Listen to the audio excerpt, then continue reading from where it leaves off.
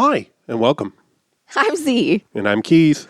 and we're going to tell you about the movie that we just watched. But first, a little bit of a heads up. Some of the movies we watch deal with heavy subject matters.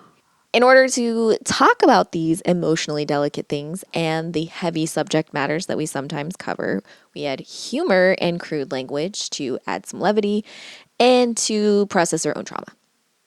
If that doesn't feel fun or safe for you, we completely understand. Please take care of yourself first and foremost. And we spoil the end of pretty much every movie that we watch.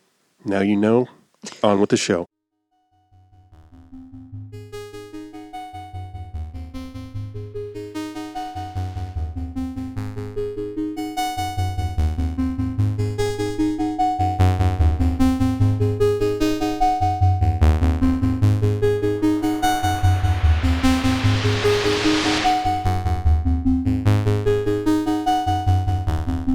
Which I always I always thought his name was Abrams. David and Jerry Zucker, Jim Abrams. Is it Abrams or Abrahams?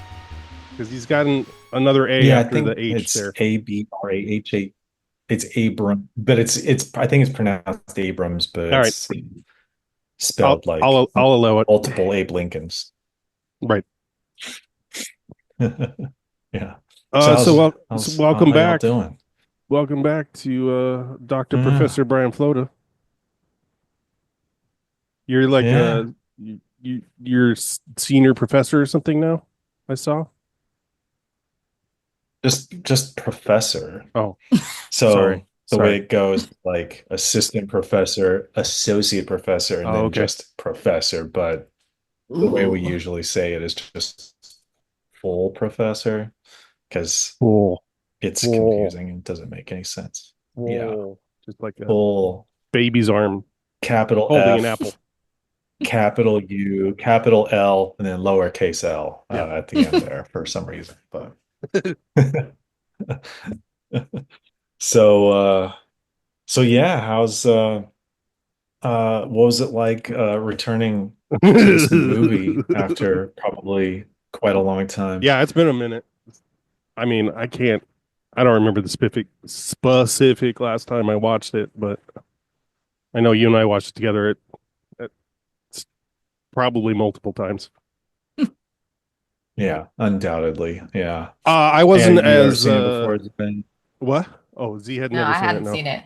No. Okay. Yeah. And your life is never Yeah, I'll never be the same. Kind of a hollow shell until now, you know. Yeah. I never knew it was missing until Yeah. I laughed more than I expected, honestly, and wasn't offended as much as I expected to be. Yeah. Which is, I can't tell if that's more self-reporting rather than like saying that the movie has good identity politics or anything like that.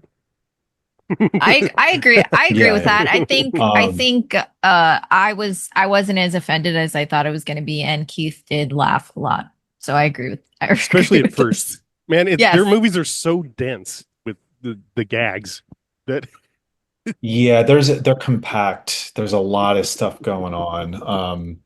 I laugh like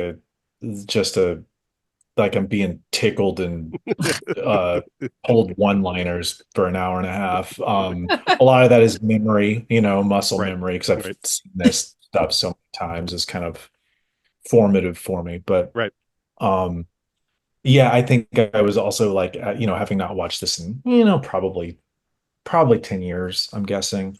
I mean, the gag with the like East German women's Olympic team that clearly did not hold up. And my favorite part of that is how uncomfortable all the actors look. Yeah. That actually made it pretty great. And then chocolate mousse. I mean, those are kind of the two real big ones. But I think for me, one of the reasons I enjoy this movie so much, especially like all these years later, is that this movie came out in 1984. Like they had put out Airplane, which was a pretty big Right. hit, and put them on the map, and probably gave them a little bit more clout than they maybe Mm. deserved. So they had some success with Airplane. Then they made Police Squad, which Yes. lasted 6 episodes. But Um, it spawned some great and movies. yeah, yeah, the Naked Gun One starring movies. Liam Neeson forthcoming. Oh, classic, I haven't even seen it yet already. Is it out?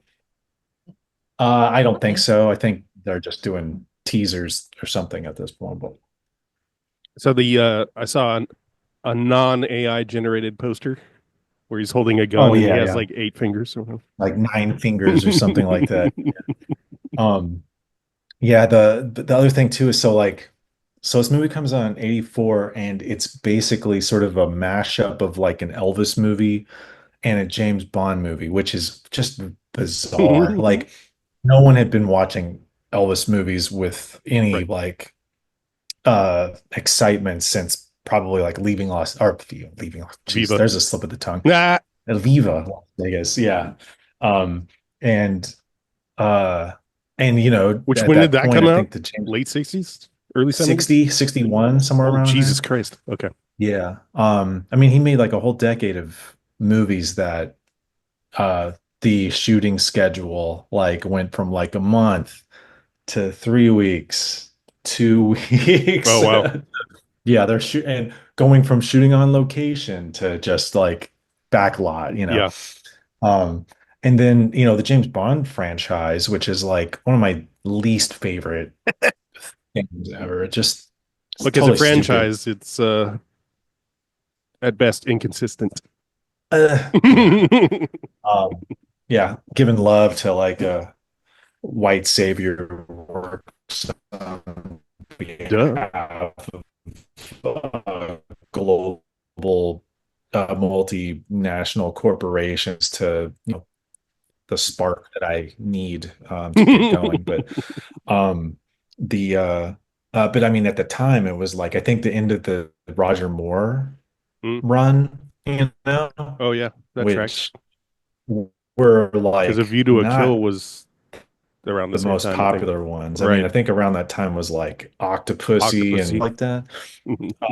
So, like the idea that someone greenlit Top Secret is Right. pretty bananas. Like, I mean, I think there was just a lot of cocaine going around. The front offices of Hollywood at the Probably. times. Um, Times have changed. and there's still, after all these years, a few references in that film that I don't get at all. Yeah. Yeah. Like, who the hell is Leroy Neiman? You're still working on him. He won't break. They've tried everything. Do you want me to bring out the Leroy Neiman paintings? No. We cannot risk violating the Geneva Convention. Right? We looked him up and Did we're like, anybody okay, look up who he that did was? some he I did know he's some a paintings. painter. I've never heard of him. Yeah, I don't And get there's it. another one that I'm drawing a blank on. Yeah, there's another one I'm drawing a blank on. I'm just like, what the hell is that? There's Pac-Man references. Oh God. There's uh Something for the everybody. Blue Lagoon, like just odd, yeah, just some stuff that really um Well, that really I've never seen it, but at the end there it, when he's on the motorcycle, I'm like, oh, this has got to be a reference to The Great Escape. Yeah. yeah, it's totally the greatest. Yeah, I mean, it's just the fact that yeah, he's on a motorcycle, but yeah, and I mean clearly Wizard of Oz, sure. there at the end, which is yeah, and Casablanca too. Right. Oh, right. Yeah. But I can't go on that plane. But Hillary. No, Father. I'm needed here. For as long as a single man is forced to cower under the iron fist of oppression, as long as a child cries out in the night, or an actor can be elected president, we must continue the struggle. No, Hillary. It is much too dangerous for you in Germany now. There's so many just like even stuff that's not obvious sight gags, like the bit where he's like getting tortured, but they're not leaving a mark, and he has this dream, this like nightmare where he's like like the last day of high school and he missed all the tests is like it's just so good. I have that exact same dream, like Oh God. still. Yeah. Uh yeah, He's like, oh, thank God. yeah. Yeah. So uh so yeah, I think Yeah. Z, what'd you think? Will um you ever forgive me? I don't know if I will. It was a movie that I watched. Okay. It's just it's I it's not my thing. Like I hate being that person that's like, it's just like not my style. But it was you were laughing so hard and I was just like I feel bad because I'm like, I know that you're having fun and I'm happy that you're having fun. I was enjoying you having fun, but like it was just yeah, it's just there's I think I have trouble when like things are done for the sake of like laughter when you're like telling Yeah, jokes yeah, yeah. like it I'm like Yeah, I okay guess that makes sense. it With yeah your non-enjoyment of like sketch comedy, I guess it makes sense that yeah this wouldn't appeal to you either. I don't but oh, it's okay, like right, it right. was it's Yeah, good it I was watched fine yeah. no Oh yeah, don't worry. I watched it with Catherine. She'd never seen it. She was just like, I think she laughed twice. Yeah, it's and we have generally a pretty compatible sense of humor, but she draws the line at this, you know. Um, yeah, Yeah, and I we're actually yeah. probably pretty young as far as a target audience, right? Like this is boomer ass. Yeah, when that came out, I think when I first saw it, I was probably 9 or 10, and because I remember it being on HBO. I don't know why, like, given all of the financial straits that my mom was under as a single mom, and apparently whatever was going on with David, that like we almost always had cable, when that wasn't exactly cheap, Right. you know. But like, yeah, from about 1983 on, we had HBO Damn. typically, and yeah, Top Secret was in pretty frequent rotation, along with other gems such as Fast Times at Ridgemont High and Oh, Psycho 2, and all these other great kid movies that people at 8, 9 years old should totally be perfect. watching all the time, like I was. Yeah. Yeah, and Yeah, I was trying to remember. I think maybe so at the you time, introduced me to like, this movie. Like I don't know that I I'm knew of it. assuming you were probably familiar with Airplane, right? Oh, absolutely. Yeah. Yeah, so Airplane was on HBO all the time. Um, and I think it was like I'd kind of forgotten about it for a little bit, and then once I'd kind of revisited Airplane, and I think it was more specifically Police Squad that I was like, I need to track down Top Secret, and then was like, oh hell yeah, this hits my sweet spot for just ridiculousness.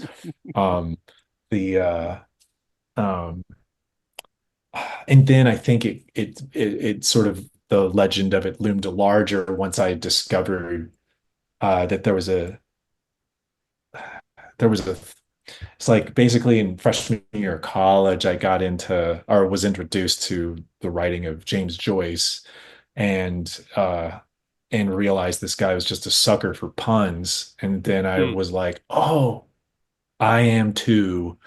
And if he can like puns, I can like Yeah, puns. yeah. I've been given the stamp of You have a approval by literary someone. alibi now. Exactly. And so I think at first I was only thinking about it linguistically, right? Hmm. But Top Secret is and Police Squad have a ton of visual puns Hmm. as well.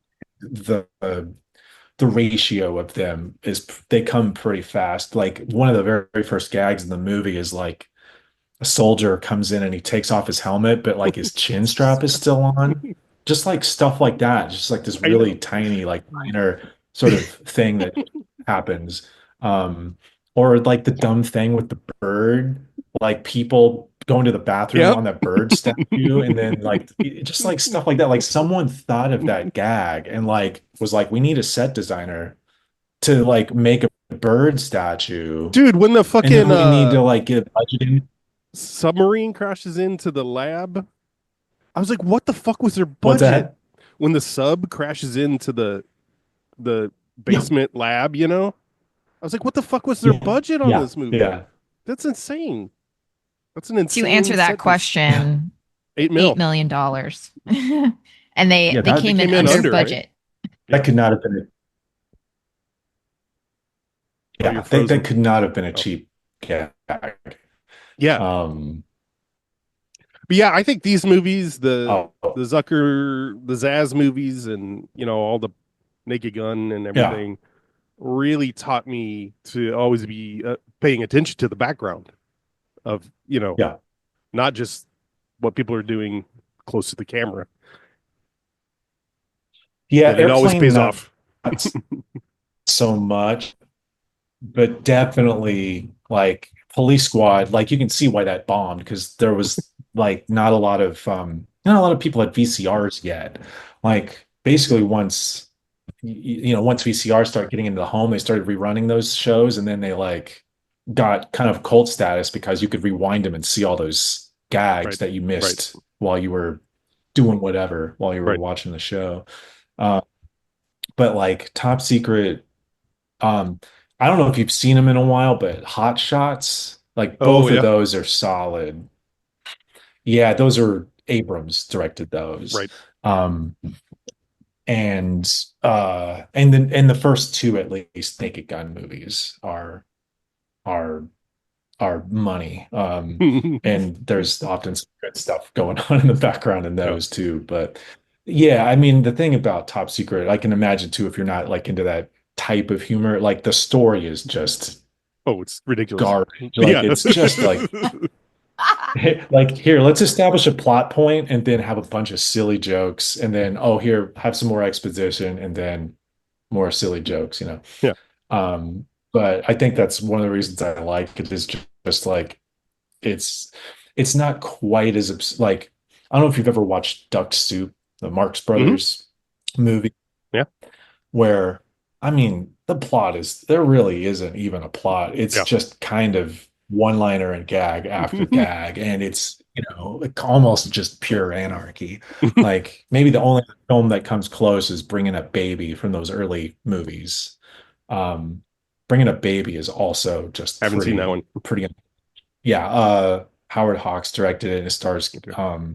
Cary Grant and Katharine Hepburn. Okay. It's highly recommended. It's there's this bit where things are kind of going haywire, and he uh like a dog steals his clothes and all this stuff, and he ends up having to wear like a woman's like negligee, and like he comes out of the bathroom and a couple of people give him a strange look and he just goes, I've gone gay all of a sudden or whatever. Like, Wow. 1938 or whatever is pretty Yeah. Nice. uh yeah, ahead of the curve in some ways. So but yeah, the and I think you're probably thinking about Top Secret as like one of the reasons to talk about this movie is because it was a Val Kilmer movie. Right. So any thoughts about how Val Kilmer, this I think is his first starring role. 'Cause this is like right before Real Genius, which I never saw until maybe 20 years after it came out. That one was not one I Oh, watched really? when I was younger. But yeah, that movie's pretty good, and Yeah. it's also like this like, sort of anti Cold War, like also Yeah. anti uh, military industrial Yeah. complex, particularly as it relates to like Yeah. The big university, academic to Um, military pipeline kind of shit. yeah, pipeline, yeah, um, and it's directed, unusual for a comedy to be directed by a woman. Martha Coolidge, I believe, directed it. Um, Yeah. I don't so remember her name. like, there's a lot of interesting stuff about that movie, and Yeah. it's got a pretty snappy dialogue, and Val Kilmer's Yep. pretty great in it. I mean, Yep. he's generally pretty good at whatever he's in, Yeah. I but thought he was he's great. particularly great in Top Secret because he's doing the song and dance man stuff, Yeah. and doing that Abram Zucker thing where you're kind of never acting silly. You're playing it pretty Oh, right. straight. Yeah. Um with all this silliness sort of around you, you know. Yeah. And for like what was he? He couldn't have been 20 or something when that came out. Oh, yeah. I So don't know. yeah. How'd you find his Yeah, but performance, Z? yeah. I thought he did good. I like Val Kilmer. I thought he did good specifically with what he was given. Well, he was born in 59, Okay. so he was like 23 or something. yeah, Oh, 23, 24, 24. barely. Yeah. 25. Okay. Yeah. Still. Uh yeah.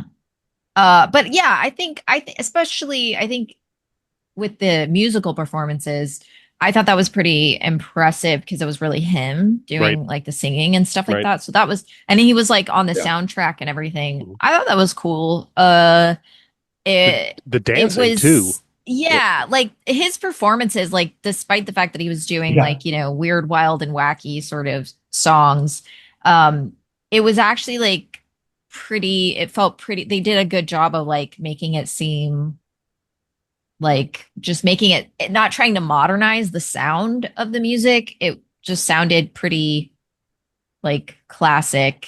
Yeah, it was interesting. And he is an interesting actor.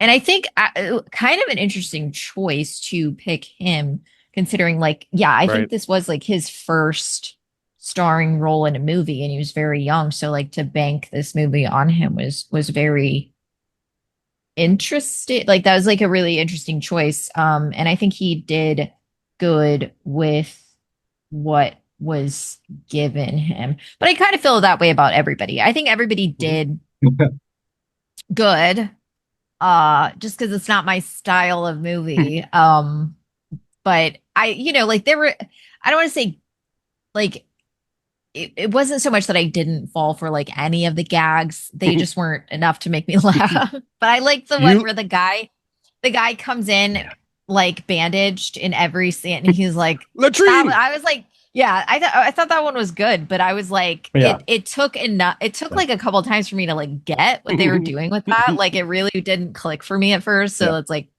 but there was stuff like that I thought were kind of um You like the it, singing horse, right? I knew I knew it was gonna be the He's just horse. a I little knew horse. it. Yeah. I felt like I'd seen that somewhere else. And I Okay. could, but I was like, and so I was like not sure if I'd actually seen the movie before at that point. Cause I was like, it's the horse singing. I'm like, how do I know it's the horse singing? And then it was the horse, and I was like, have I seen this before? I'm like, how did I know that? Like, so, and it might be something else I'm thinking of that did the same gag, but I was like, I Quite knew that possibly. was going to happen. I knew that was going to happen. So I was like, what? But yeah, yeah, I don't, I like, I more am, I was mostly excited to see how you both would talk about it because I think it's enjoyable. Like, I think, you both share this movie from when you were younger.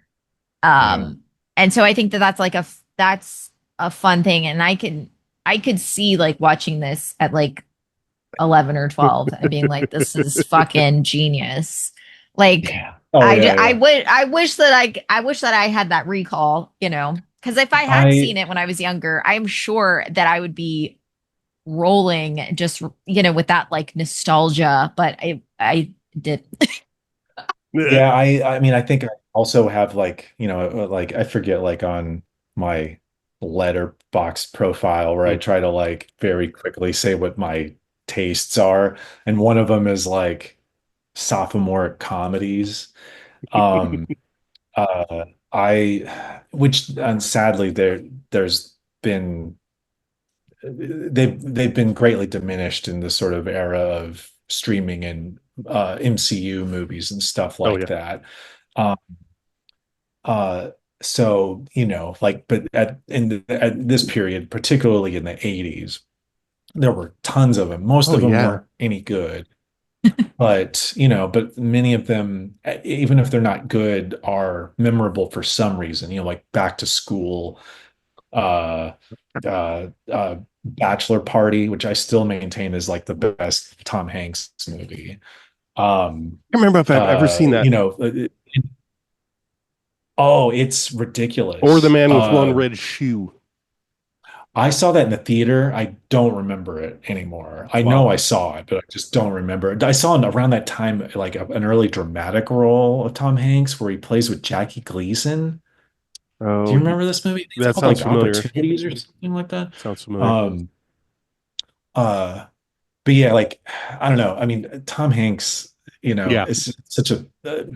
I don't even know if it's him. It's just like the Tom Hanks industrial complex or something.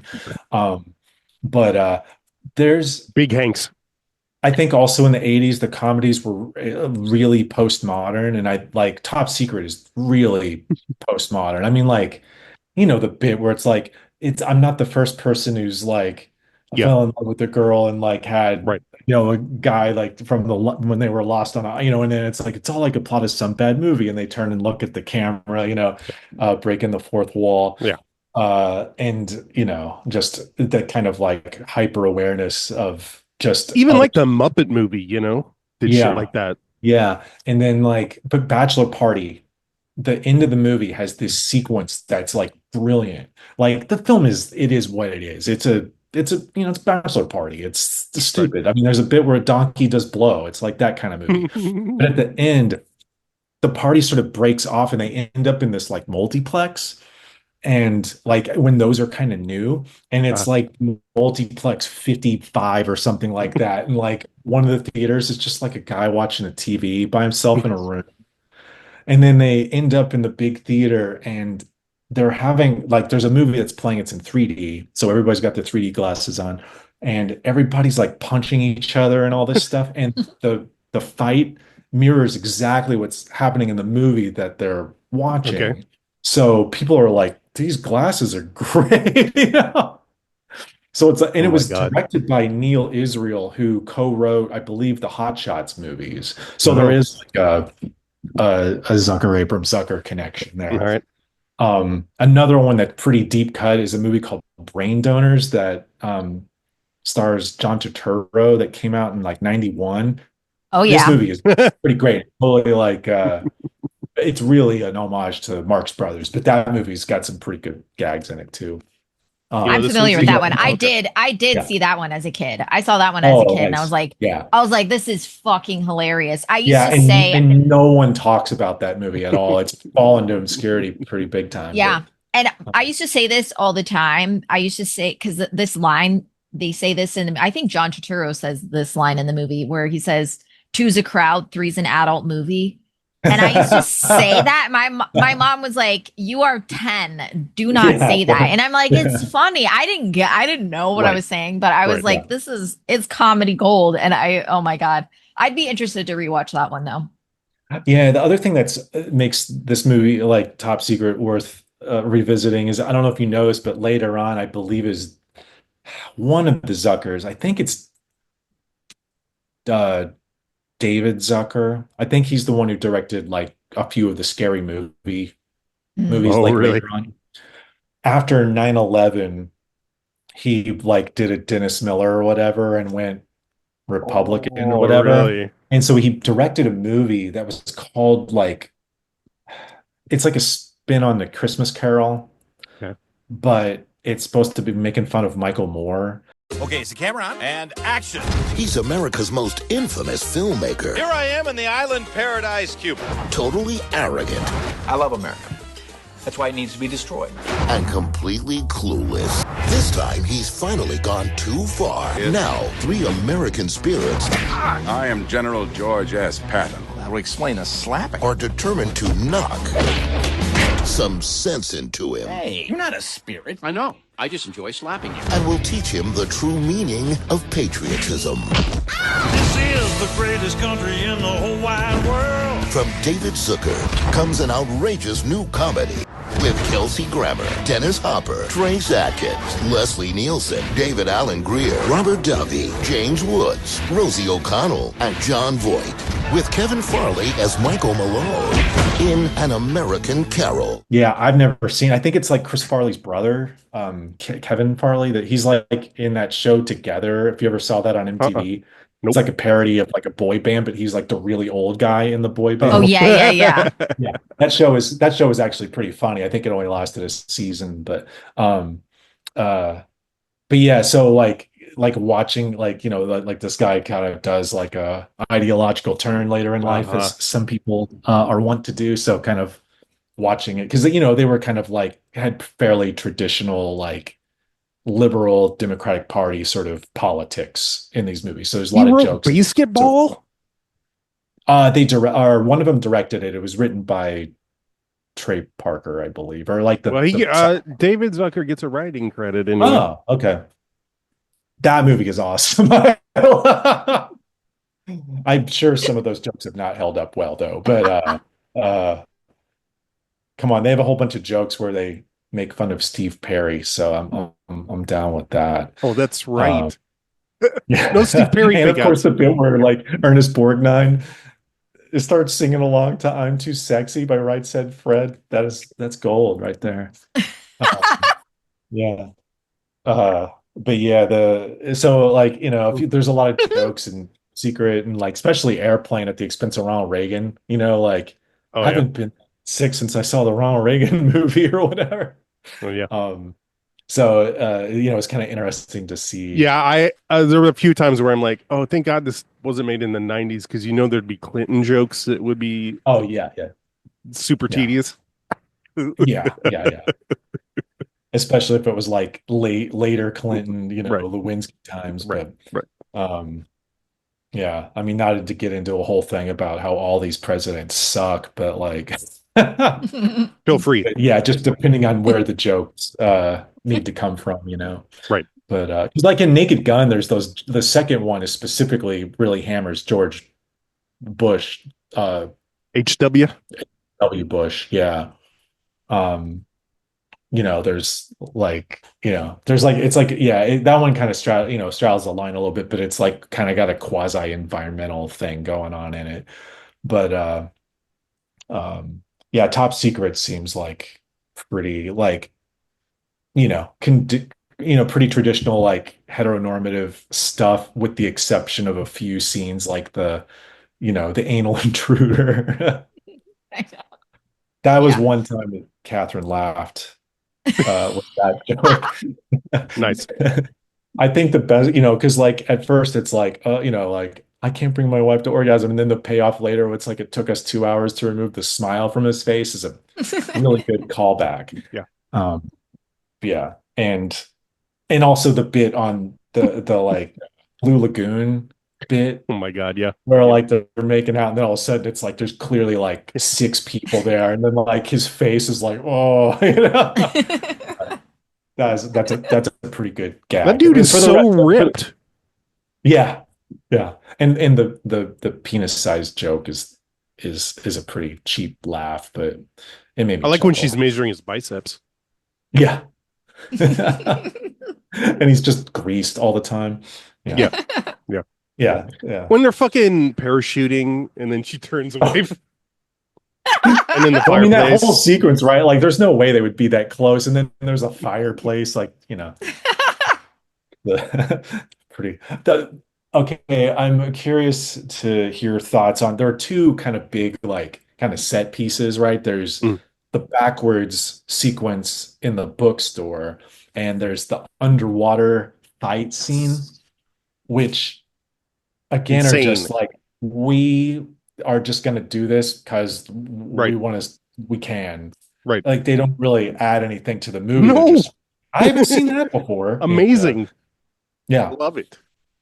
Yeah. I love all of Val Kilmer's like throwing the book, like catching it or whatever. Some of that stuff is really good, because you have to think about how they had to act that backwards to like get that to work. Yeah. I don't know if you noticed this, but at the very beginning of the bookstore sequence. One of the books you see is a book just called Lesbian Bars. Lesbian Bars of South Carolina, according to the trivia. Oh, really? Well, I think South Carolina, maybe North. I think it's North Carolina. Okay. My Yeah. bad. A big difference. My there. apologies. Yeah. Just so many ridiculous like gags and references and like that where they're trying to find humor. Yeah. Like that opening sequence on the train has a lot of good stuff in it. Like I want to schnauzer with my wiener schnitzel and like and you know the bit where like the dogs are trying to get that guy, but he's just carrying a bag of biscuits. And what's the other one? There's another, you know, just the set moving, you know, where and then that guy's chasing the tree, which is just like really random. But The guy closes best gag there, the one where he's car, painting. the door to the car, and you hear the glass breaking. Yeah, that's great too. Yeah, because that's an audio one. Like that's not even you don't even see that. But the bit where like he's painting just the blurry. Oh yeah, yeah. Yeah. Yeah. So like there's just a lot of stuff jammed into that one too. I really like the guy that played his manager. I wanted more of him actually. Oh, that guy is great. Yeah. I don't even know. But Great. yeah, like, you know, he does such a great line reading on the like I can't bring my wife to orgasm bit. Nick, I've tried everything. The embassy, the German government, consulate. I even talked to the UN ambassador. It's no use. I just can't bring my wife to orgasm. So good. And the bit where he's got the the anal sore throat. intruder. He's like, oh, come on. Yeah. come on, this is really hard right now. I gotta I know a little German. He's sitting over there. I mean, you know, it's so many of these jokes. The other one that's kind of sight gag where like the like Russian He is weeping. singer comes in and like tailoring Val Kilmer in the back. Oh yeah. And they're like it's full like, you know, Tuxedo. yeah. So yeah. So there's the other like really dated joke, the Publishers Clearinghouse Oh yeah. joke. That one was yeah. Fucking when Omar Sharif shows up in the compacted car. Come on. Yeah. Come on. That there's some good stuff there, man. Like the sound effects. Like when the water goes up his nose and it's just like a really exaggerated kind of suction noise. And then of course the boner gag with the antenna is Precious. Is just so stupid. It's cherry on top. Yeah, exactly. The other line was like he was a professor of Black Studies at the University of Blaupunkt. Yeah. Yeah. Do you know what Blaupunkt is? I know they made stereos in the 80s. Yeah, they made stereos in the 80s. I think that's the joke. There's no way this company is still in business. You know, I don't know if you. I remember. Do you remember this like home stereo boom of the 80s? Oh yeah, of course. Mm-hmm. Yeah, but it's just sort of like a lot of people don't even remember the great stereo boom. The hi-fi. Yeah. Explosion bubble. Yeah, I mean, because I remember, you know, like my ex-stepdad was a wannabe yuppie, you know, which is like first in being an actual yuppie. And yeah, we spent a lot of just an unreasonable amount of time in stereo stores. Circuit City, baby. Yeah, those type of places, you know. Because he had like, you know, he fancied himself an audiophile, even though he, you know, really wasn't. You know, yeah, I remember my aunt and uncle were the first in the family, or the only in the family, really, to get, you know, like one of the rack, stereo. You know, you got the turntable on top and the glass door. You know, they were the first ones to get a CD player. Ah, yeah, David. That's my ex-stepdad. He got a CD player in 1984. So it was God pretty damn. expensive and it was like heavy. I Like, bet. like you can get a CD player, they weigh like 3 pounds or something, but this thing weighed, probably 20 pounds or something. I'm sure. Just like the video VCRs from the early to mid 80s were really heavy too. And then, by the 90s, those things weighed like, 3 or 4 pounds. Um, yeah, once, DVDs came out, I was pretty much like, bye bye videotapes. And then I had a flood in my basement apartment. I lost all my videotapes anyways, which was really bummer because at the time, a lot of that stuff wasn't on DVD yet. Right. So like at the time of my copy of Trust or what, and all the Hal Hartley stuff I lost. Yeah. That sucked because I also remember like in the day, 90s, like a lot of shit, like independent stuff before DVDs. Yeah. To get them on VHS, it would be like $80-$90. Yeah, they'd be like priced at $100, and like Yeah. one of them was amateur, Mhm. and somebody had marked it down, like because it was used, like Right. it had been on the floor, Rental. and then they just were reselling. But yeah, it was like it retailed for $100, and I got it for like $14.95 or something. I was like, hell yeah! Yeah, I got a copy of that. I did same listen way. to your podcast on amateur, by the way. Aw. On VH, yeah. I do have the DVD. Yeah. That's right. You got fan here. And what? I listened to the one on the Ken Russell movie with Anthony Crimes of Passion. Perkins. Crimes of Passion. Yeah, Crimes of Passion. Yeah, because that around the time I saw that, because I'd never seen that before. I found the thing, basically the one like biography on Anthony Perkins.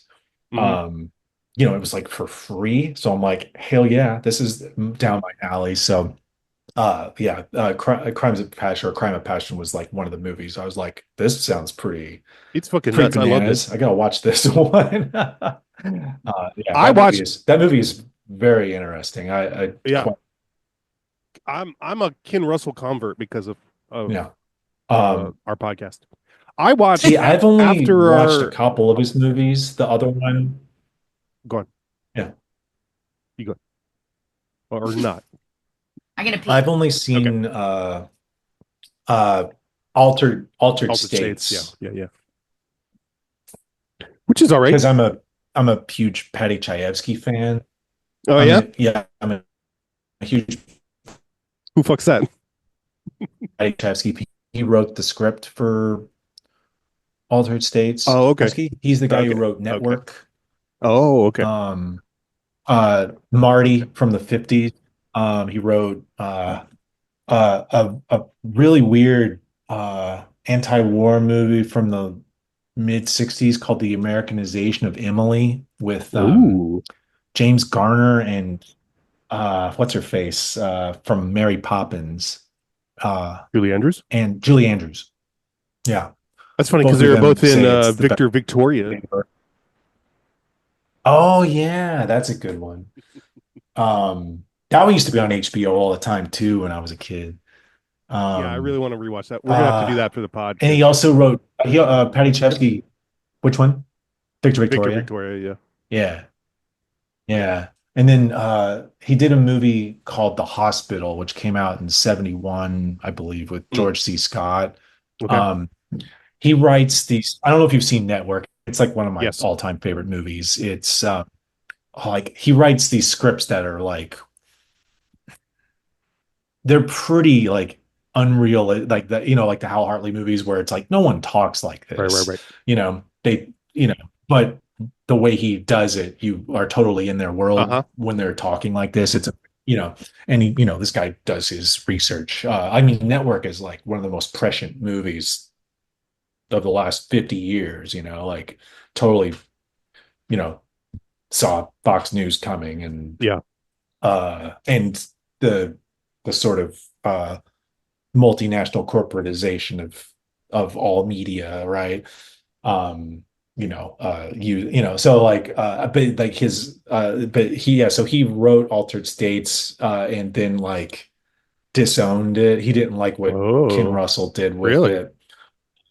But yeah, because Ken Russell's gonna do Ken Russell, Mm, and I think that film is pretty great. yeah, Just despite the creepiness of William Hurt or whatever, right. but like um man, there's some just just wild stuff in that movie. Like it Yeah, he does and bonkers it's ass really visuals. telling. Yeah. I It's beautiful movie. You should watch Lair of the White Worm. Okay. I mean, Crimes of And I mean, Passion. I If know you he did haven't, a but bunch in the 70s. yeah, I haven't Yeah. watched any of that. And I know he did like didn't he do one that's like on Beethoven or something? I think it's just called like Ludwig. I might be confusing Probably. that with another director. I don't know. But he had those kind of like Listomania or something. I don't Oh know. He had all yes, he these did like do Listomania, I think. biography movies like in the 70s that I haven't seen. But I know there's people that really like Ken Russell. I just haven't gone down the path yet. So um but yeah, I don't know. I think I got on because like Top Secret was one that I watched a ton of on video. That was a Mm-hmm. you know and fortunately though when those all came out on DVD eventually they've got really good commentary tracks. I don't know if you were commentarying on No, Top I saw Secret or that there not, but was. I saw yeah, references. they really get in. They really like get into like they'll be like this joke failed. Like they actually don't seem real keen on Top Secret. Yeah, They're like this movie is just sort of like it's just kind of a mess. Like yeah, they weren't real into it in the commentary track. Um, yeah, partly because don't think it did very well. yeah. And then like the last film they did together was Ruthless People, which I haven't seen in Oh years. wow, I But didn't it's a know that lot was them. less like yeah, it's a lot it's a lot less like the first two, and it's got big stars in it. Isn't it like Danny DeVito and Bette Midler or something? That sounds I right. forget who's in that. Yeah. And didn't one of them Um, direct Big Business? One of those Bette uh, Midler comedies from the. yeah, I can't remember if I saw that at a drive-in when I Oh, was, nice. like 11 or something. It's like one with Shelley Long in it too. I think so. I yeah. I can't Yeah, remember. okay. Then I I always definitely confuse Big Business with oh shit. Z and I went through this the other day or a while ago. Big Business and the one with Lily Tomlin where they're two sets of twins. I don't remember this one. I'm thinking of All of Me, which is not No, that's Steve Martin, but right. We got to um, do that one yet yeah. too. Oh yeah, like for some reason, Outrageous it's probably Fortune because that is was what I'm thinking of. which one? Outrageous Which Fortune. one? Oh, okay, yeah. Yeah, I think there was that documentary that came out about Steve Martin like a year ago, so I, revisited a few. Have you watched the Val Kilmer doc or biopic or No, whatever I've it heard is? it's good. I've heard it's good. I haven't watched I'm it sure though. it is. I'm terrified. I'm sure it's just going to be have me bawling Yeah. from the eyes. Because like I'm trying to think of other Val Kilmer classics. Top Gun, which I think is one of the most dull movies ever made. Like, like the airplane stuff is so like an action movie should not be that boring. And like Tony Scott is like, I think he No honestly think wonder he he's killed better than himself. Ridley. Ridley Scott is so overrated. I wouldn't get on that, but Yeah. like Oh, yes. Tony Scott did some pretty solid action movies, but Top Gun is not one of them. The the volleyball sequence though is like fucking money, dude. Like got that Kenny Loggins shit going on and greased bodies. Like it's so ridiculous. It's great. Um, then like what else did Val Kilmer do? The Doors, Yeah, I'm which really is curious to rewatch that. I'm sure I will hate it, but I'm Never excited seen it. to hate yeah. on it. Yeah, it's a shit movie, Well, I but mean Oliver Val Kilmer Stone. is What? and Yeah, I bet. Oliver Stone is fascinating. I actually think he did quite a handful of good movies. Like none of them are great because like there's always some big problem with them, but like he also like he wrote a bunch of movies. Like he wrote Scarface, which Oh, really? I didn't know that. Yeah. I mean, this guy did so much blow like back in the day, it like totally tracks. He wrote Midnight Express. Haven't seen it. Um, it's okay. It's worth a watch. We're not big De Niro heads, so Yeah. Midnight Express is not. Oh, wait, no, not the one with Grodin. oh, okay. That's Midnight Run. Oh, my Midnight bad. Express, basically the basis of "Have you ever been in a Turkish prison?" joke from Airplane. Oh, yeah. The star of it was Brad Davis, who was bisexual, and I think the last role he was in was in Fassbinder's last movie, Oh, wow. which was written by Jean Genet or like adapted from Genet. Jesus. Um, uh, he did a movie called Salvador, which is pretty good. Oliver Stone. And I never saw Born on the 4th of July. That just looks. Oh, no interest. Yeah. Platoon, I saw back in the day. I don't know, maybe worth a revisit, but I just don't care. Well, he wrote a movie called 8 Million Ways to Die, directed by Hal Ashby. That film is that one just that's bonkers. so many ways to die. It is a lot. It's more than 7 million. And then I've always liked his Natural Born Killers. Right. Because that's got just some really interesting choices as a director, like going with the full MTV fast edit thing, But yeah, Oliver Stone, but like The Doors, like Val Kilmer is great in it. Thunderheart. What's that? Thunderheart. We watched that one. Val Kilmer. I've never seen that. Yeah. What is that about? I don't even know if I know. Well, it's very loosely. Where are you going? Oh, sorry. The dog is acting funny. I want to see if he'll just go away. Because usually I think he wants to go outside, but he got all muddy earlier, and I don't want to deal with that. Yeah, no, fuck that. Yeah, exactly. Can't have no muddy buddy, You see, this guy's just white as unbothered snow or whatever, and it's just like you can say virgin. Yeah, cherry, pow pow. Yeah, exactly. Oh yeah, come on, Thunderheart. Thunderheart. He plays an FBI agent who is secretly half native, and he's sent in. It's loosely based, very loosely based on the shit around Leonard Peltier and okay, yeah, so AIM and stuff. Okay, yeah. It's not bad. Yeah, but it's definitely got some white savior ass shit in it. Yeah, yeah. But Not it's surprising. one of the few movies with several native actors. Of course, Graham Greene's in there. Right. And he's always great. But yeah. It's interesting. It's not a bad movie, I don't think. It's interesting that speaking of which, well, it's just we did a whole episode on it, but it's interesting the things they kept that are pretty factual versus the things they fictionalized about all that time. Yeah. Anyway. Yeah. You ever see Powwow Highway? Yeah. Yeah.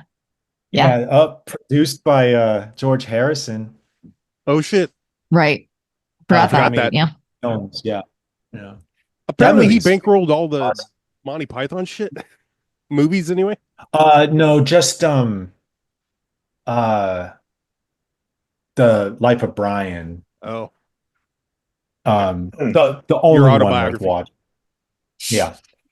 I don't know, I never got into Monty Python, but Life of Brian's got some pretty good stuff in it. I've never seen that, I don't think. I can't remember. Yeah, it's yeah. And then what else with Val Kilmer? Oh, Heat, which I've always thought was a pretty overrated movie. I like Michael Mann. Like Thief is. Did we see Heat together? Thief. I'm a real big. We might have. Because I remember we joked about forever. I think it was you and me, because Val Kilmer in that movie has a giant lump on his elbow. Oh, yeah, like a goiter or something. Yeah, that's right. I totally forgot about that.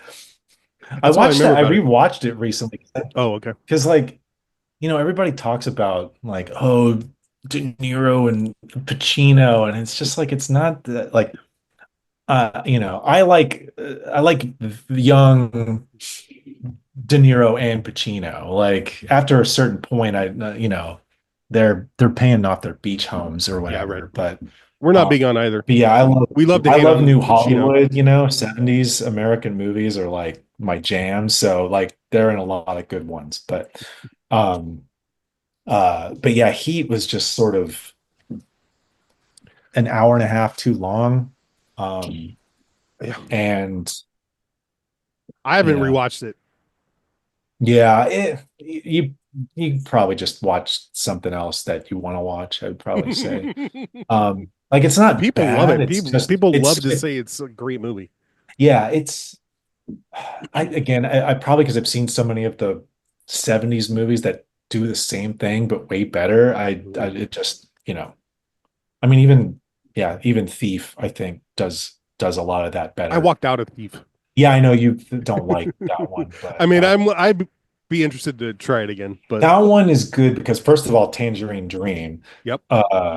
Secondly, they it's a really interesting examination of like white male masculinity coming out of the like prison and coming out of prison and what this person James Caan's character uh thinks he needs to have to be like a real man, right? And as the film goes on, the stuff just slowly gets chiseled away, right? Like Just like the safe yeah, that they're exactly. drilling Like yeah, into. yeah. So and Willie Nelson's in it for a little bit too. So Oh shit. yeah, yeah. Yeah, But Michael Mann. Real hit yeah, or miss. he's got Have you a seen the couple he's got Have a you seen couple the I Keep? like, but like Collateral was pretty bad. Some of the more recent ones are just sort of meh. But what's I the I'm trying I to think of, I can't think of any other Val Kilmer movies. Oh, that one about the Wonderland killings. That one's not very good. I don't know what's that. I think it's called Wonderland. It's basically the Uh John Holmes, the porn star who there was that shootout where like four or five Oh, people got murdered like back in like 80, 81. It's kind of the basis for what happens at the end of Boogie Nights. Never Um, seen Boogie Nights. oh, that's I've also never seen pornography. So right. is Pornography, it's this type of film where people are doing it. there a market for that? Uh, only in Texas. Oh, okay. That tracks. Yeah. Uh, Oh, yeah. Any other Val Kilmer? Oh, MacGruber. I've never seen that oh either. shit. Oh, The Snowman. I Yeah, don't that even know what one's that is. It's bad. it's a bad movie. And also it's after like Val Kilmer had like whatever, like throat Oh, cancer or Okay. whatever. yeah. So all of his dialogue is dubbed over by Uh, someone completely not not that. sounding like Val Kilmer. So Oh, wild. it doesn't it that adds to the badness of it, Yeah. but it's just a really horrible movie Yeah. that I recommend watching it and then watching the what is it, Folding Ideas Yeah. YouTube video on the terrible editing of the film. Oh, Because interesting. that's what we did. We Okay. watched it, and then Keith was like, "I think there's a Folding Ideas video about this," and so we watched that, and I was like, "This is the perfect," like immediately one right after the other. Right. Because we were like, "This movie sucks," and then we watched a video about Yeah. why it sucks so bad, and Yeah. I was like, love it." Yeah, nice. So my MacGruber story, I have a story. Oh shit. So when I was living in Stillwater, Oklahoma, um, that movie came out the week after school had ended for the year. So this is like May whatever, May 10th, something like that. And I was like, dude, I want to see MacGruber. Like, I don't give a shit about the sketch or nothing. I just like Will Forte and and it's got um Maya Rudolph is in it, and um and Kristen Wiig, like good cast, so like, this might be funny. So I go at like the earliest time. I don't know why. I think this must have been bored. So I go to like the 11:30 or noon showing, easily the earliest I've been to a movie. Like, I don't know why the hell I went that early, but I was the only person in the theater. Nice. This is the only time that's ever happened to me. Although there was when we saw Catherine and I saw Beau is Afraid, and we were the only two people in the theater. Impressive. Yeah, but MacGruber is pretty funny. There's a couple of really memorably stupid bits in it. But Val Kilmer's like the bad guy in that Oh, movie. He's nice. not in it for fun, but yeah, that it's worth a watch. I'd recommend it. Batman, where he's Oh, reunited with right. Michael Goff. Yeah. Oh, you're right. Uh, I love that picture of him with the woman skiing on his head. Like, I liked when he was like, I have to rescue like my daughter, and then he's talking about like saving his daughter, and then he points to the calendar and there's just like yeah, tits. yeah, Keith didn't catch yeah. it. We had to go back Yeah. so that because he totally, I'm like, how did you miss that? They're boobs. How do you miss boobs? Yeah, no, I did not miss that, but it also like conjures up memories of uh young Brian. Like my father had like an egregious amount of pornography Oh yeah. in yeah, I think around the time that he stopped, like he recorded a lot of stuff off TV, and at one point he had something like 3,000 movies that he had taped off of Well, that's right. You were talking TV. about About a last thousand of them were last time. porn. Oh wow. Did he Yeah. taped off a No, it television? was a high percentage. Yeah.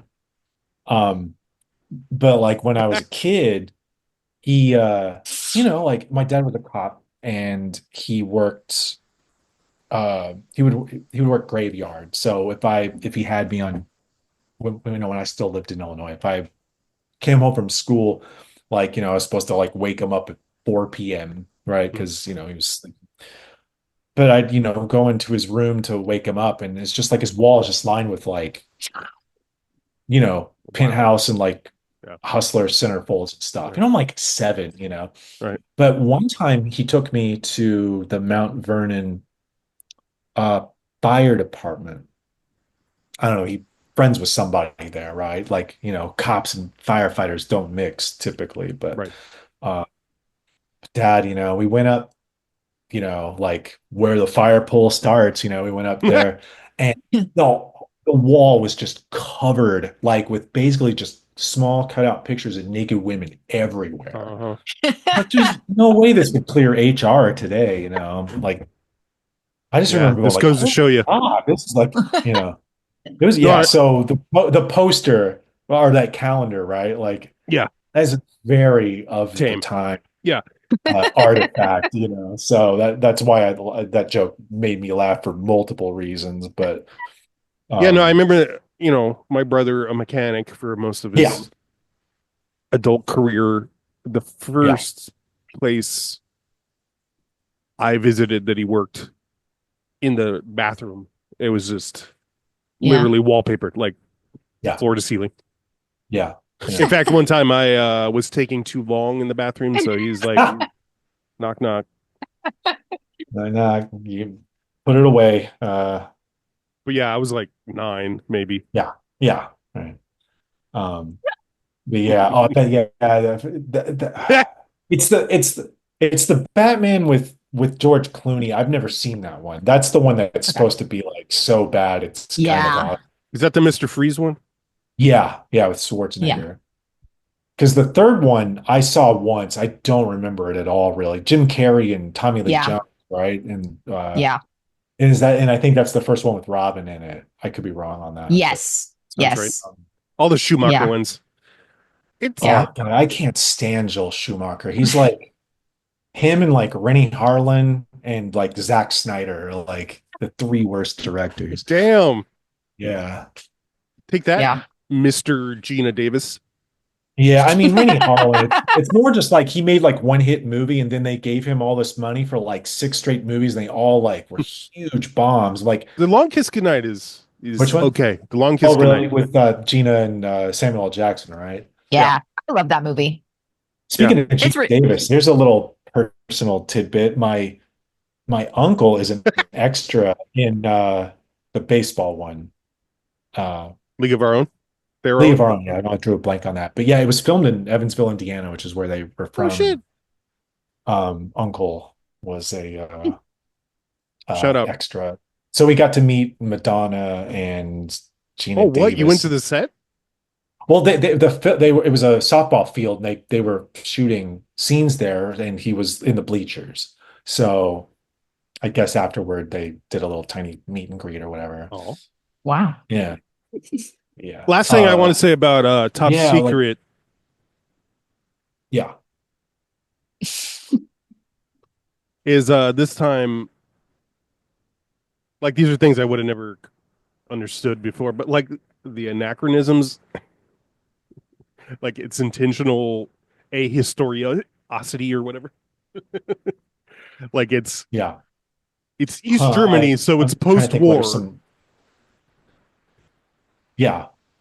But you get the French underground. Right, but there's also like but there's also like the plane that they're flying at the end of the movie is like totally like a World War II era plane and like again the Great Escape stuff, like all of that.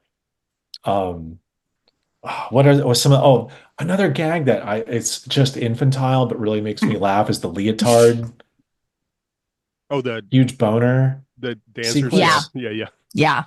I said when I was like, it took me too long to even see that. So I'm like, props to them because I didn't even it took far too long for it to register. And I was like, oh, right. Yeah. Okay. Yeah. So I'm like, okay, this is Also, a good when joke. the one woman falls, like yeah, the guy's look on his face is just like,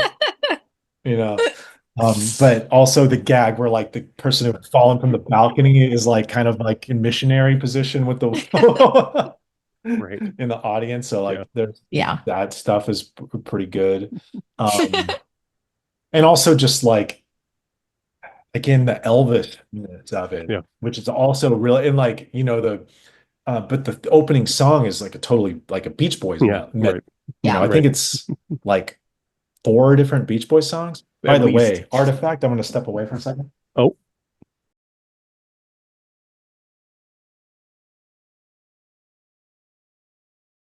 That sounds so gross, Keith. It sounds like you're throwing up. Thank you so much. Oh, hell yeah.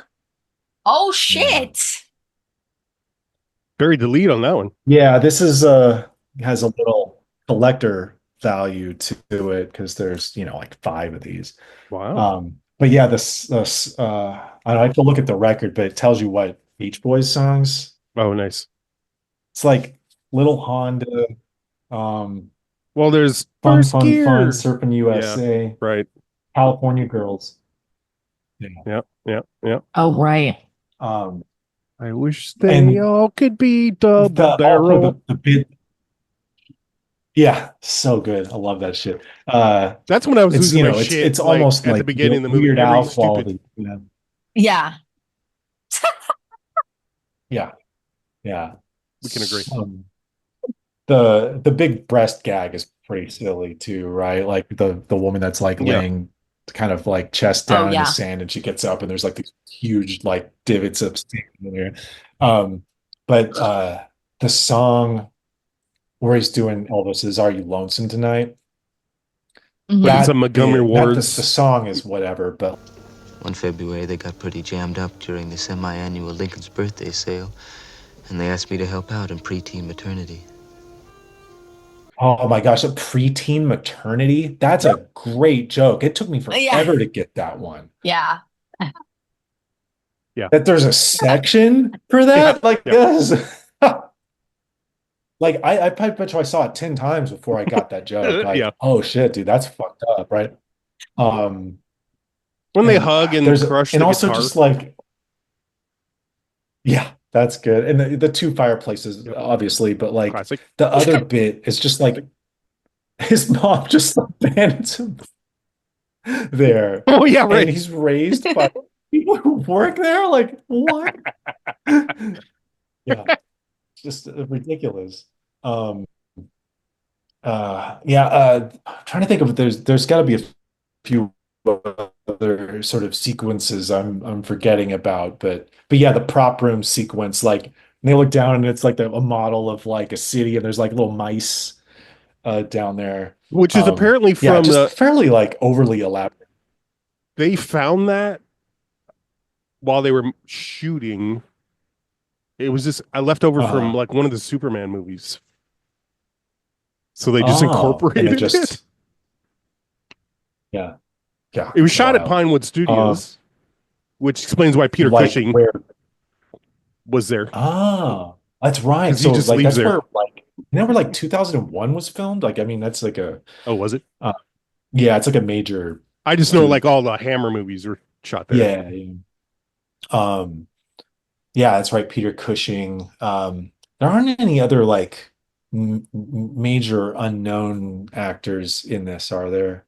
That are like now known? Yeah, because like, well, Jeremy Kemp, who played the general, we know from Star Trek: The Next Generation, playing Jean-Luc's brother when he goes home to the vineyard. You so jealous? Yes, damn it. I was always so jealous, and I had a right to be. A right? I was always your brother. Watching you receive the cheers, watching you break every rule our father made and get away with it. Why did you break a few rules? Because I was the elder brother, the responsible one. It was my job to look after you. Oh, well, that's deep cut. All right, yeah. It's like the lead of the show, or Lucy Gutteridge, I think is her name. I don't know her from anything else. Yeah, same. And like none of the French guys. Oh, the potato farm joke. I like that one. Yes, I'm Albert Potato. That's a good joke. I love when they're at a pizza restaurant and that guy's head is just right at the table the whole time. He gets one line. And then of course the gag where he opens the door and he's at eye level, and then opens it and he's way below eye level. There's a lot of overlap with like the kinds of jokes in a Mel Brooks movie. Yeah. Catherine made that point. I generally am not a Mel Brooks fan, but like Young Frankenstein is gold, and Blazing Saddles is pretty good too. I will stick up for high anxiety. I wasn't into it. I might need to watch it again. I mean, a lot of the jokes are real obvious, but the one joke I remember liking a lot is actually not a Hitchcock joke. It's the blow up joke. Oh, I probably didn't catch it. There's a bit where he blows up the photo. Like, I don't know if you've ever seen Blow Up. It's like, fantastic, like 60s movie. But like, he blows up the photo and it's like the size of like 4 stories high or something like that. Like in high anxiety. I just remember Madeline Kahn driving around in a Louis Vuitton car. I just don't remember that. But yeah, Blazing Saddles is solid. I can't get past all the N-words that happen in like the first 10 minutes. Oh, in Blazing Saddles? Yeah.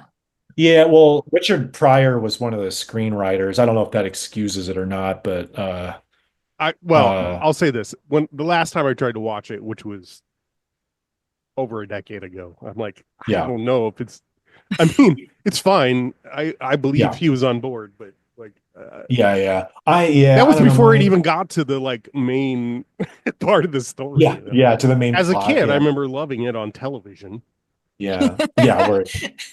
I don't know. My remember attitude... Lust in the Dust? What's that? Lust in the Dust? I remember like a Blazing Saddles knockoff. Oh, I do not remember that. It was Huh. bad. Bad thumbs down. Yeah, I don't know. My attitude on some of that, some of the change in language over time is just that, it is kind of a timestamp of the Oh yeah. the sort of prevailing views of the time, and some of that stuff has historical value as time goes on, and some of it is just offensive. Yeah. Sometimes there's a blurring of the line between the two. Sure. I mean, I think the argument that some people make about the cultural value of the birth of a nation, for instance, does not hold up. Just because it's the first long narrative Yeah, film, right. uh, does not excuse the reprehensible nature of the content. And for a long time, people said the same stuff about Triumph of the Will, Yeah. Yeah. They still Oh, do. it's got aesthetic power. Yeah. And for a while, like it was like the only good female director is Leni Riefenstahl. It's just like the fuck. Yeah. And it's funny, like the three like sort of major breakthrough American films are all just horribly problematic, right? So it's like Birth of a Nation, The Jazz Singer. I don't know if you've ever watched The Jazz Singer, but Al Jolson's in blackface for Blackface the like whole time, half the right? movie. Yeah. And I don't know, like those two, right? Those are kind of, and then maybe the first like phenomenon blockbuster movie is like Gone with the Wind, Right. It's like Go American fig. cinema, so Yeah. good. Yeah. But Explains but why yeah, Hollywood like became the gold standard. yeah. So, um, so like when I think of American comedy, like films, I tend to not pay much attention to those made before 1970. And the reason is because you could cuss, there was no nudity. I'm not saying that you need this stuff to make movies funny, because Right. there are funny movies that happened before then, but the humor is just so much more limited, Right. and also it often means you're resorting to racist caricatures or Mm. just really bland obvious sexism. What about the Billy Wilder As comedies? opposed to sophisticated sexism. I'm just kidding. Yeah. But like, yeah. But after 1970, when, basically after what's the trajectory on this? It's sort of like first you have Psycho, then you've got like Who's Afraid of Virginia Woolf, the first film where goddamn is said, right? Oh, really? And then, yeah, and then, Easy Rider, and then like MASH, I Classic believe, is comedy. the 70, which has the F word in it, right? So then from that point on, it was just sort of like, let's open it up. And so like you have, people kind of experimenting with all of that stuff in the 70s. Sometimes it's good, a lot of times it isn't. So like some of those Zucker Abrams Zucker, like Kentucky Fried Movie, like it's another one that I hold very dear to my heart. There's some really problematic Oh, shit. yeah. Like, and I still laugh a lot at it, even though I'm like, I know I shouldn't. It's like a lot of it's muscle memory, but like, have you seen Kentucky Fried Movie? No. I've seen it. It's been a long time. Yeah. So it's kind of set up like a Saturday Night Live episode. It's Yeah, it's just kind of just a kind of a sketches, lot of right? short. Yeah. And then there's kind of a longer one in the middle. If you ever watched the movie that came out in the 80s called Amazon Women on the Moon, Yep. which I also am quite a fan, it's kind of a similar, Yep. like structural setup. But in Kentucky Fried Movie, there's, all of these sort of ribald, like, hilarious parodies and stuff. In the middle, there's a parody of Enter the Dragon, Yeah. which The is again Craw. just racist as shit, but like Yeah. there are some really good jokes in it, but like just the whole thing, you're just sort of like, I can't really get behind this as an enterprise. And then there's another one later where it's talking Wait, about isn't this, that the it's- one? Hold on. Isn't that the Oh, one that has the gag where the voiceover guy just comes up like in the middle of the fake Enter the Dragon, and he's like, and the capital of Nebraska is Lincoln. is Lincoln? No, so that's the sketch that's kind of right before. Oh, That's okay, the Shadow okay. Stevens one. Oh, okay. So the sketch before it's called Fistful of Yen, I believe. The sketch is basically like this like young black couple are like in the apartment, like in somebody's apartment, having a romantic evening, and I think the man in the relationship is like, "Hey, I want to put this record on," and they both are like, "Cool." And the record is basically like an instruction video for, or like an instruction record for how to Yes. have sex or have a great romantic evening. Um, and like it's really funny, but like when it progresses to the end, like if like basically the guy prematurely ejaculates, right? And it's like if premature ejaculation occurs and the guy's got this embarrassing nose face, the record comes equipped with Big Jim Slade and this like yeah. muscle bound dude breaks through the door and like lifts the woman off. That's sort of how that ends. The After Fistful of Yin, there's a sketch that's called Danger Seekers, and the guy's name Yes, is the supposed to crap be Rex games. Kramer, which is the name. Oh, Yeah, sorry. yeah. His name is Rex Kramer, which is the name of the character that Robert Stack plays in Airplane. And he's like, this guy defies whatever. And so there's this Right. guy wearing a jumpsuit, he's got a helmet on, and then the camera pans to like six black men playing craps. And the guy walks into the middle of the crap game and says what you think he would say, and then just running. Yeah, yeah. And that's the sketch. Yeah, I remember. Like that one up, yeah, not aged well. Yeah. So, like, as opposed to Airplane, like, there's a lot of offensive shit in Airplane, but like, I always called that one like equal opportunity offensiveness. Like, everyone's getting pilloried in that movie. It's like, there's yeah, there's a lot of jokes where you're like, oh, but then later on, like, like the white characters are getting pilloried, like I don't know, it's just like Pilloried. Again, they, people are like, oh, they couldn't make that movie today. Of course not, but like, I don't really Right. give a shit, Right. like, who cares? Like, fucking adapt and make funny shit Yeah. for now. It's not Exactly. that hard, Yeah. But like you can still like push buttons and not be Right. terrible, it's Yeah. I don't know. So Remains to be seen. what's that? Remains to be seen. Yeah. Yeah, so I guess if we like look at other Zucker Abrams Zucker stuff, like Naked Gun movies do hold up pretty well. Hot Shots are a lot more like referential. Yeah. Hot Shots, the first one is basically just Top Gun. It's making fun of okay. Top Gun. The second one is that one is really all over the place. It's kind of a parody of the second Rambo movie, like okay. Rambo First Blood Part 2. That's probably the core reference, but it's really throwing a lot of stuff out there. It does have one of my favorite bad jokes of all time. What are you reading? Great Expectations. How is it? It's not as good as I'd hoped. It also has this other theme that's like, again, problematic, but I think it's so silly that it's probably not. I don't know. Tell me what you think. I could just be a terrible person, but they're jumping out of an airplane and like four people jump out and they go, Geronimo, Geronimo, Geronimo. And then a guy that I think is supposed to be Geronimo jumps out of the plane and goes, me.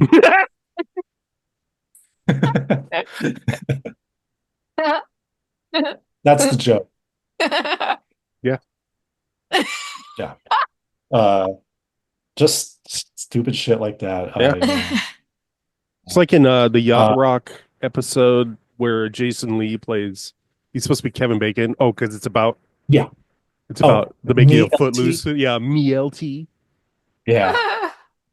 Man, that Yacht Rock series, like, so good. I can't stand that any of the music that's in it at all. It's just not for me. But like they do a really good job of like world building and like just the back alley songwriting contest in 1970. Yeah. I mean, even the one with Warren G, Regulate, yeah, so good. hey Dre, let's go do crimes. some crimes or whatever. And the one, Yeah. of course, where he's like running from, I think they're making fun of an SCTV sketch, but the one where McDonald's like running from studio to studio. Oh yeah. Oh yeah, that totally is a Yeah. Rick I Moranis is forget who's making fun of. Rick Moranis. Yeah, I was Right? like, who does that? Yeah. Such a long way to Yeah. go. Such a long way to go. Yeah. Good stuff. I'm so pissed because there was a time when you and Ruth and I were hanging out, and I had a camcorder somehow. I just remember us being in a park at a a picnic bench or whatever, and Yeah. me demanding that you and Ruth do battling Michael McDonald's. And this was way before Yacht Yeah, Rock. that's before. Yeah. We were way ahead of the curve there. Well, for me, like the entire Michael McDonald thing is just ride like the wind. Or yeah, such a long way to go. Like it's so like obviously this guy, like and his voice is so but that's different. That's than all he Christopher. does. Yeah, right. Yeah.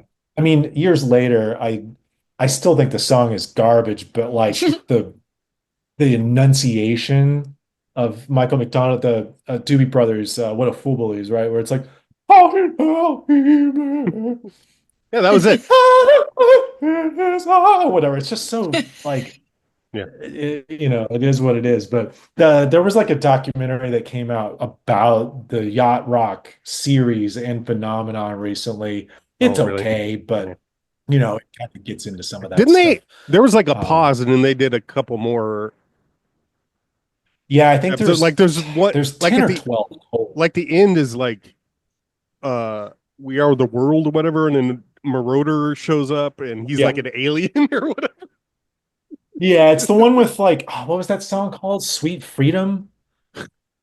I'll keep the spirit alive. Like that one, right? Yeah, God, these are songs I've not listened to like willingly in like 30 years. So it's crazy. I remember it, but yeah, no, like, well, you're the one who sent me the Tricking It to the Treats video, which is like, tricking it to the treats. It's very good. It's a very good video. Yeah. Have we, is there more top secret stuff to talk about? Or I don't know. We can call it. Z. I mean, I don't know. Would you recommend? I mean, all I will say is that it still remains a favorite of mine, mostly because in addition to loving the lofty things in life, Gene Dealman, Persona by Ingmar Bergman and stuff, I place a lot of value in the ability to laugh, and films that make me laugh a lot are often seen and are held in a lot higher regard than say films that don't. Simply, and what it is that makes me laugh is, it's kind of arbitrary. Like if we talk 80s movies, like Caddyshack is not funny to me. Ghostbusters is not funny to me. Stripes is not funny to me. And like Suck films it, that Ivan people Reitman, I like guess. really love. What's that? Oh, Suck it, Ivan I Reitman. guess that's the line there. Or whoever. Landis, is he in there? No, even his movies I'm not real like. I like Coming to America is okay, but like the Trading Places, that's not really that good. Never really got into American Werewolf in London. But yeah, the stuff that that makes you laugh is it's like I found my lane with the Zuckers and some of those early Steve Martin movies. Right. I still think Dead Men Don't Wear Plaid is the cream of the crop of those. Because that's probably the film that subconsciously got me into film noir. Like I'm a huge film noir buff, and I don't know if I was questing finding the movies that were excerpted in it, but Mm, like I know I've watched most of them.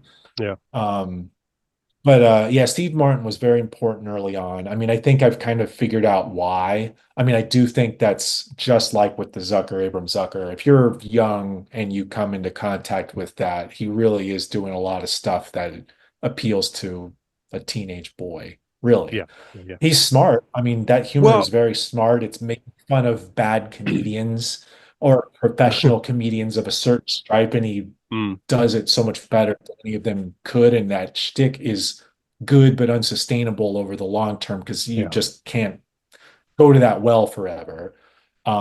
But over a certain time, it kind of you realize that Steve Martin's kind of schmaltzy and Oh, yeah. overly sentimental in ways that are not that interesting to Yeah. me. Yeah. Yeah. But I know, I mean, like it's rare that those qualities are interesting to me.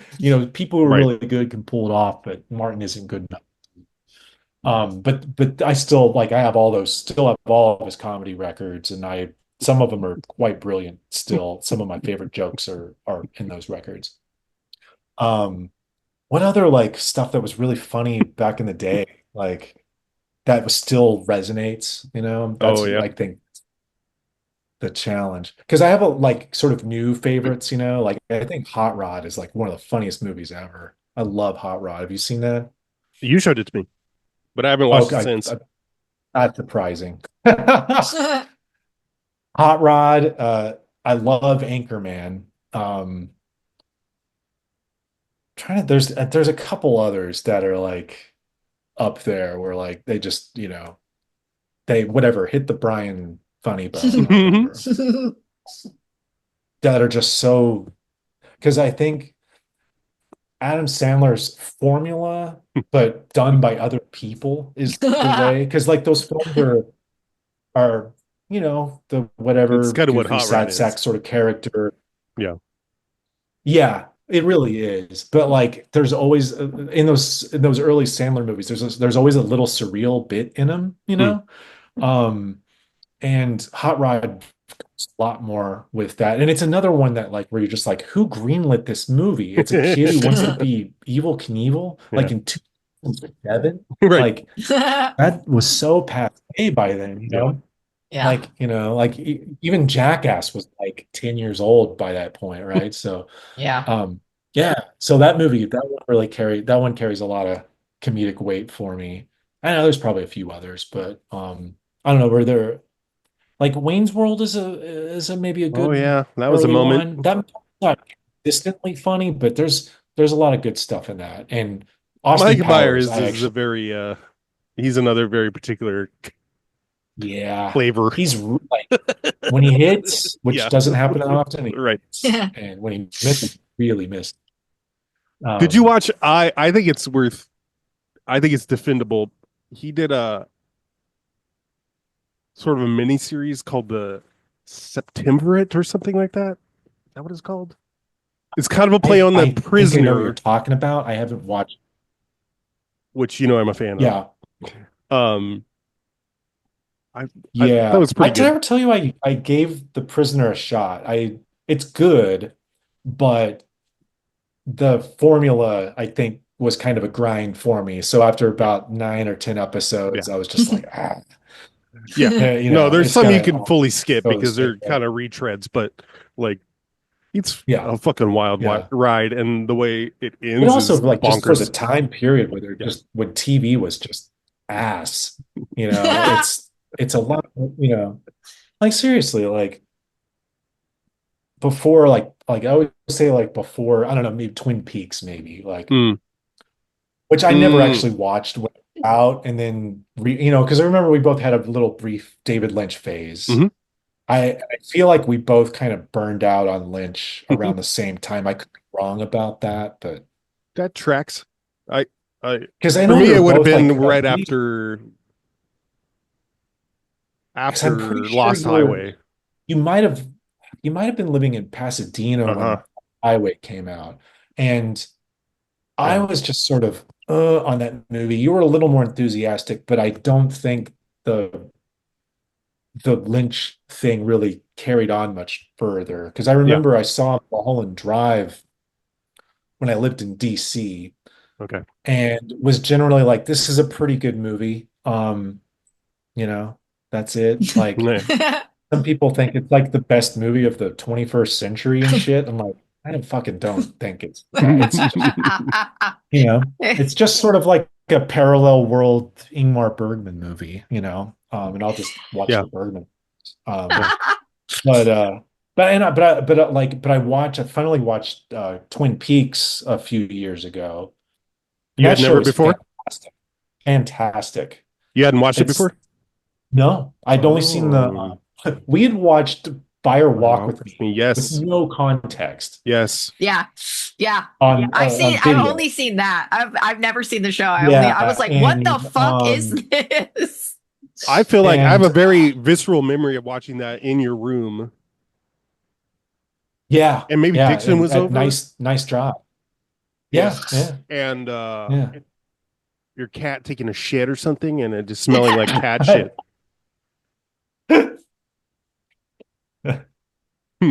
Lovely. And then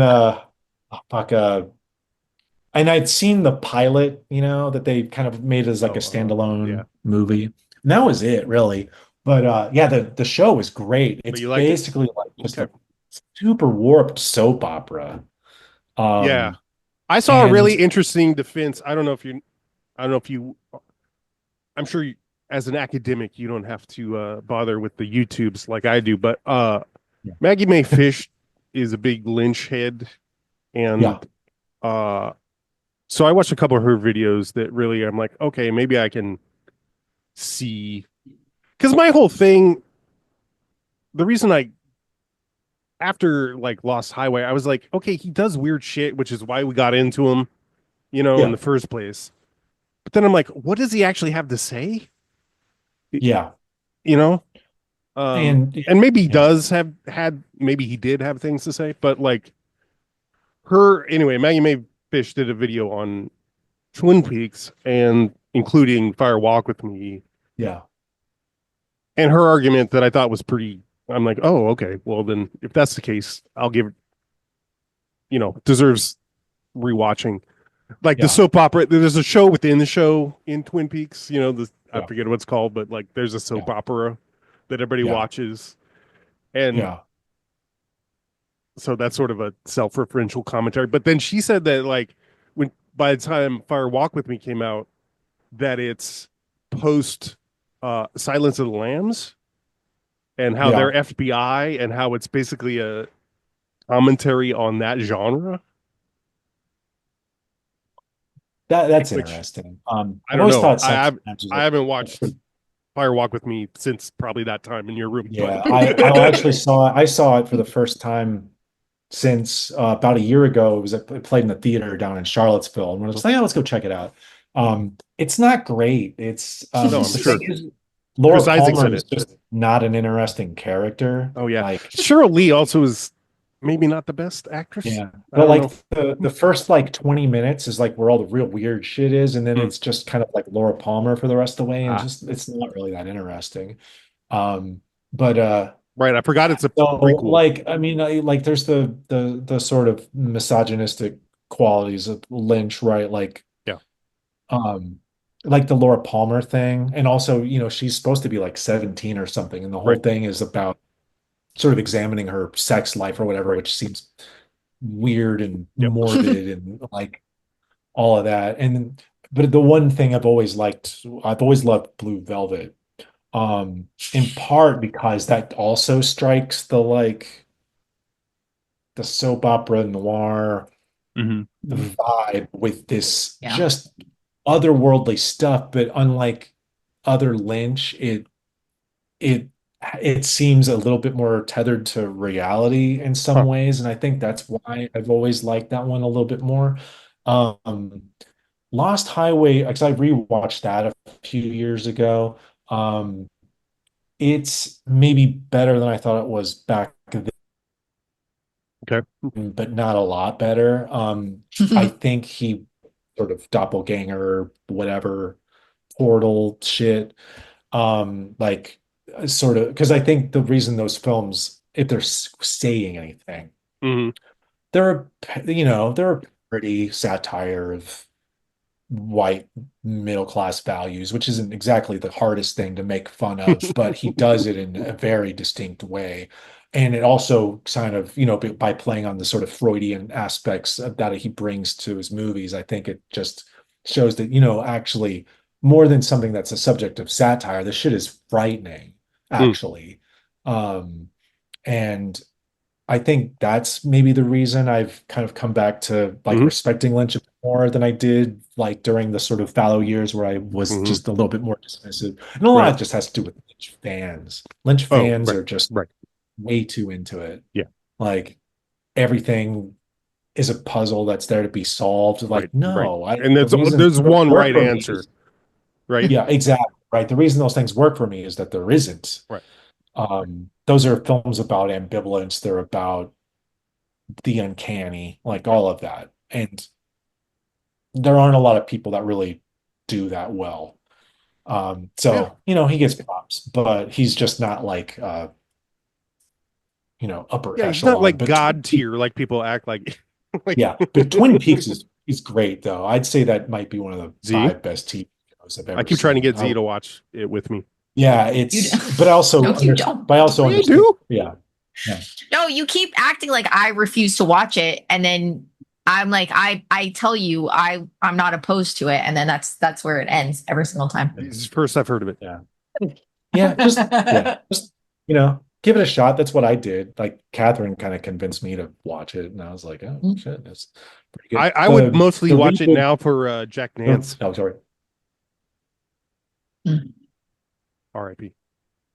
I missed the last thing you said. Oh, I said I watch it now mostly for Jack Nance. Yeah. Have you? Do you know about a series that happened? I started watching this. I've been going very slowly. Wild Palms. I heard of it. Yeah, but I didn't watch it. It's from like what, the late 90s or something? Yes. 97 maybe. Okay. That's Lynch too, right? It's not. Or there's like a Lynch connection. It's people compare it to his shit because it's got that very. I might be thinking of Wild at Heart. Yeah. No, it gets compared to Lynch because it's got that very very overdramatic presentation, and the acting is kind of flat on purpose. And so far it's pretty interesting. I've only watched 3 episodes, but the lead guy is fucking Jim Belushi, or whichever one, whichever one is alive. Jim. Oh, John died, so it's Jim. Yeah. And he's not good. So yeah, but it's like good casting. Imagine John Belushi, but even worse, Yeah, right. John Belushi, but not funny. Yeah. Not a funny chubby guy. I mean, and also like John Belushi, like, he had his moments in SNL, but a little bit kind of goes a long way on some of him. But I'm not a stan by any means, but yeah. Well, Blues Brothers. That's another one that's not funny. That's John Landis. That's John Landis, Landis, right? Yeah. But didn't he do the Twilight Zone movie too? Yeah, the one where Jennifer Jason Leigh's dad died. Right. Wasn't it Vic Morrow who died? Is that her dad? Mm-hmm. Oh, yeah. I didn't know that. Yeah. Okay. Real quick before I stop recording, we don't have to stop talking, but would you recommend Top Secret? Oh, absolutely. I with a caveat that it's not for everybody. Z. No. I would not. Fair enough. With the caveat that it's not for everybody. It might be for you. Yeah. All right. Thanks for coming on again. Yeah. Always a pleasure. Yeah. Next time it'll be something better or worse. Yeah. What about you? Was yours a yes or no on Top Secret? Me, yeah, I mean, this is what I say every time. I always am like, yeah, with caveats.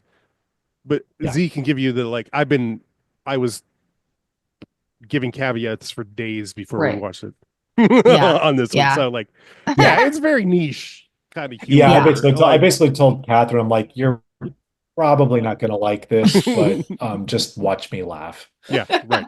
Pretty much. Sort of like the experience of several months ago, I realized I'd never actually watched Wizard of Oz with her. It's like one of my Oh, favorite movies. damn. Yeah.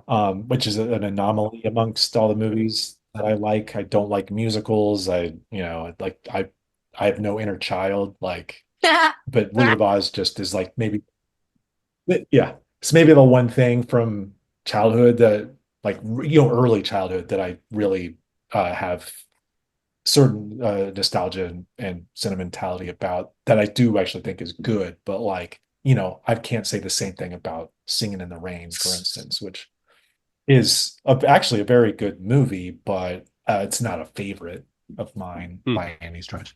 But anyway, yeah, so she definitely enjoyed watching me sing along to all of Wizard of Oz. Yeah, I bet. Say your mama won't like it. Well, don't tell your mama. Keep it a secret. Top secret. And I know, and you'll know, but she won't know our little secret. A private little secret.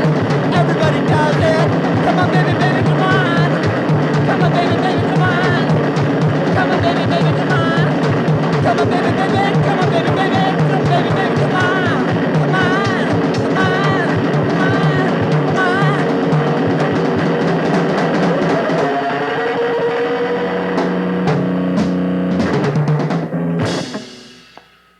I wanted to schnauzer with my wiener schnitzel.